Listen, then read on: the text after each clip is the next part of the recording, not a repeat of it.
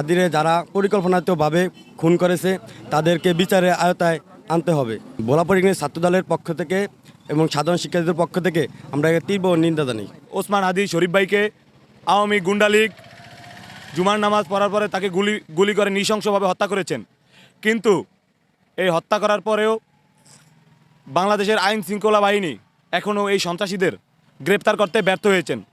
আমরা বলতে চাই, এই জুলাই আন্দোলনের মধ্য দিয়ে আমরা এই আওয়ামী সন্ত্রাসী লীগ ফ্যাসিস্ট এদেরকে বিতাড়িত করেছিলাম। টানা তৃতীয়বার অর্জন করেছে দেশের সেরা সুপার ব্র্যান্ড স্বীকৃতি বসুন্ধরা টিস্যু।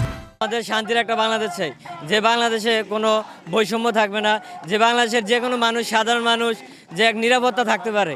বাংলাদেশ বর্তমানে নিরাপত্তাজনিত কারণে বকছে। আমরা বর্তমানে প্রধান উপদেষ্টাকে বলতে চাই যে বাংলাদেশে প্রত্যেকটা মানুষের যে নিরাপত্তার রাখতে হবে।